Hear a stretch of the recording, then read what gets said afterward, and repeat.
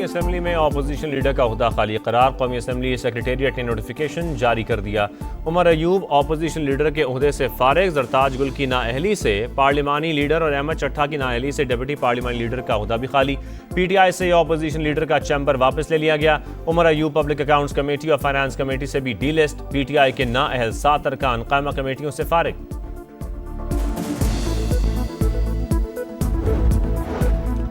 کون بنے گا قومی اسمبلی کا نیا قائد حزب اختلاف؟ محمود اچکزئی کے بعد اپوزیشن کا اسد قیصر اور عامر ڈوگر کے ناموں پر غور۔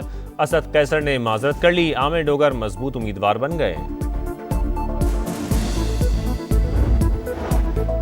اسرائیل کے توسیع پسندانہ اقدامات اقوام متحدہ کی قراردادوں کے منافی قرار۔ ترجمان دفتر خارجہ کی نیوز بریفنگ۔ فلسطینیوں اور کشمیریوں کی حمایت جاری رکھنے کا عزم۔ مسئلہ کشمیر کے حل کے لیے امریکی صدر کے ثالثی کے بیان کا خیر مقدم۔ یوکرین جنگ میں پاکستان کے ملوث ہونے کا الزام مسترد۔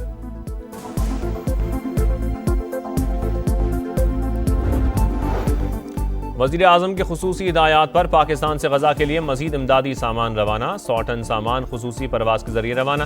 راشن بیگز، تیار کھانا اور ادویات شامل۔ وزیر اطلاعات کہتے ہیں سامان اردن سے زمینی راستے کے ذریعے غزہ بھجوایا جائے گا۔ پاکستان مشکل وقت میں فلسطینی عوام کے ساتھ کھڑا ہے۔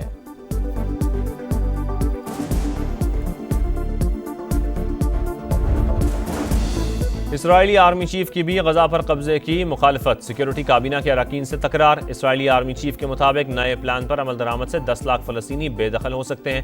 آپریشن تیز کرنے سے 20 زندہ یرغمالیوں کی واپسی مشکل ہوگی۔ فوج تھک چکی، مزید بوجھ برداشت نہیں کر سکتی۔ اسرائیل کے حملے جاری، مزید 98 فلسطینی شہید، 600 سے زائد زخمی۔ امداد کے منتظر 51 شہری بھی شامل۔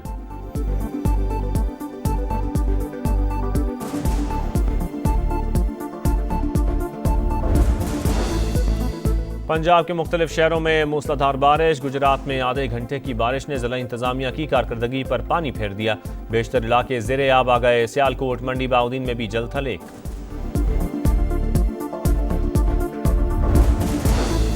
اور نان فائلرز کے بینک سے رقم نکلوانے پر ٹیکس کٹوتی میں اضافہ۔ یومیہ 50,000 سے زائد رقم نکلوانے پر ٹیکس 6.6% سے بڑھا کر 8% کر دیا گیا۔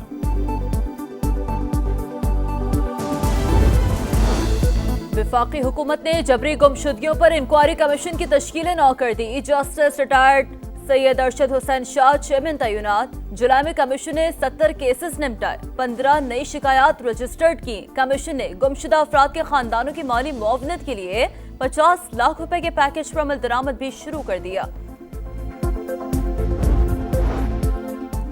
افغانیوں پر مشتمل خارجیوں کو باہر نکالا جائے، اگر نہیں نکال سکتے تو علاقہ خالی کر دیں۔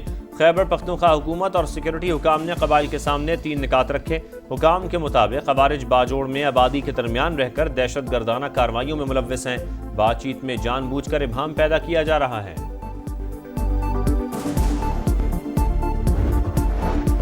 بحریہ ٹاؤن کو سپریم کورٹ سے فوری ریلیف نہ مل سکا۔ جائیدادوں کی نیلامی پر حکم امتناع دینے کی استدعا مسترد۔ سپریم کورٹ نے ملک ریاض و بحریہ ٹاؤن کے خلاف ریفرنسز کی نقول جمع کرانے کا حکم دے دیا۔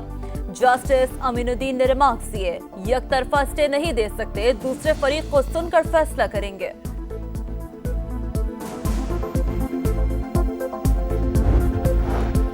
وزیر اعظم کی آئی ٹی برآمدات 30 ارب ڈالر کا ہدف پورا کرنے کے لیے جامع عمل پیش کرنے کی ہدایت۔ کہا ڈیجیٹائزیشن سے معیشت کی ترقی کے لیے ترجیحی بنیاد پر اقدامات اٹھا رہے ہیں۔ سرکاری دفاتر میں پیپر لیس گورننس سے وقت اور وسائل دونوں کی بچت ہو رہی ہے۔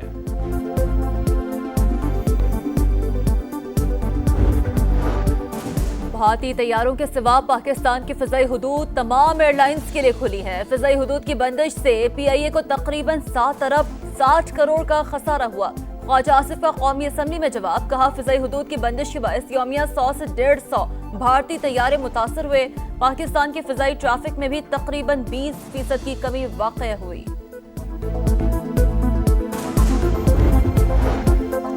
ریجنل ٹرانسپورٹ منسٹرز کانفرنس 23 اور 24 اکتوبر کو ہوگی۔ 27 ممالک کے نمائندے شریک ہوں گے۔ World bank, Asian development, WHO، IRO اور عالمی اداروں کو بھی دعوت۔ وفاقی وزیر مواصلات عبدالعلیم خان کی زیر صدارت اجلاس میں کانفرنس سے متعلق اہم فیصلے۔ کانفرنس کے پروگرام، مختلف سیشن اور دیگر امور پر غور۔ ثقافتی ایونٹ اور دیگر امور کی تجاویز پر بھی مشاورت۔ عبدالعلیم خان بولے کانفرنس سے پاکستان میں ذرائع مواصلات پر مثبت اثرات ہوں گے۔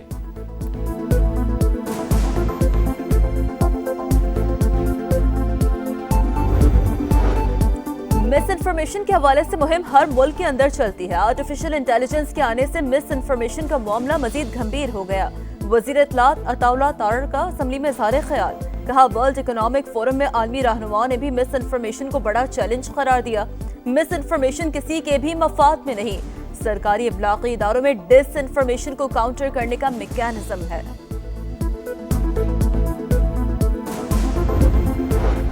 پاکستان سٹاک مارکیٹ میں آج بھی تیزی، 1,46,000 پوائنٹس کی سطح عبور. ٹریڈنگ کے دوران 500 سے زائد پوائنٹس کا اضافہ ہوا.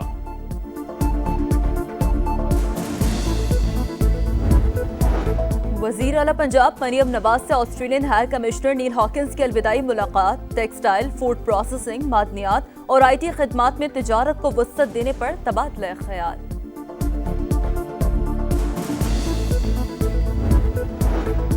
پنجاب حکومت رواں سال دسمبر میں بلدیاتی انتخابات کروانے کی خواہاں.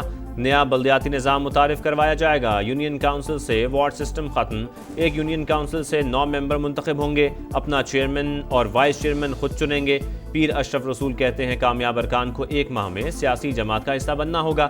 ضلعی کمیٹیوں کے چیئرمین عوامی نمائندے ہوں گے.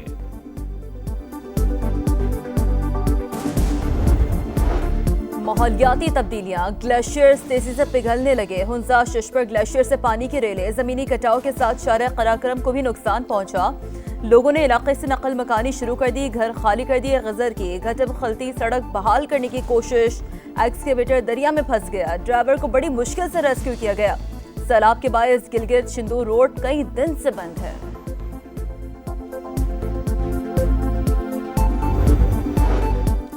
راولپنڈی میں جرگے کے حکم پر لڑکی کا قتل. پولیس کی ملزمان سے مقتولہ سدرا عرب کے بیگ سے متعلق تفتیش.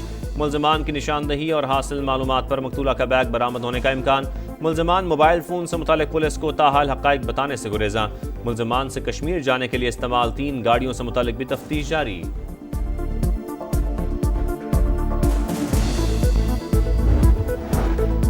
لاہور کے علاقے مناوا میں ڈرون سیکیورٹی فورسز سے مار گرایا. ایس پی کینٹ کے مطابق شبہ ہے ڈرون سرحد پار سے آیا. قانون نافذ کرنے والے اداروں نے تحویل میں لے لیا. ابتدائی طور پر ڈرون سرویلنس لگتا ہے، اس میں کوئی بارود نہیں تھا. مودی کے بھارت میں انتہا پسند بے لگام. مسلم دشمنی میں تمام حدیں پار کرنے لگے. ریاست کرناٹک میں مسلمان ہیڈ ماسٹر کا تبادلہ کروانے کے لیے انتہا پسند رہنما نے اسکول کے پانی میں زہر ملا دیا. 11 بچے بیمار پڑ گئے.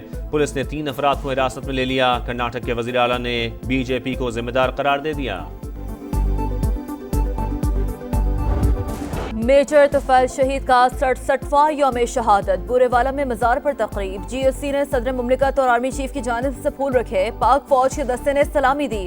صدر مملکت آصف علی زرداری اور وزیر اعظم کا میجر طفیل محمد شہید کو خراج عقیدت. کہا قوم اپنے شہداء کی قربانیوں کو ہمیشہ یاد رکھے گی.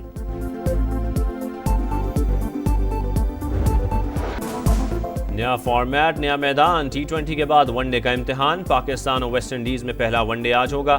دونوں ٹیمیں رات 11 بجے ٹروبا میں ٹکرائیں گی. کپتان محمد رضوان نے سفیان مقیم اور ابرار احمد کو ٹرمپ کارڈ قرار دے دیا. اولمپکس کی سنہری یادیں. گولڈ میڈلسٹ ارشد ندیم کو جیولن تھرو میں تاریخ رقم کیے 1 سال مکمل. ارشد ندیم نے گزشتہ سال 8 اگست کو پیرس اولمپک میں سونے کا تمغہ جیتا تھا.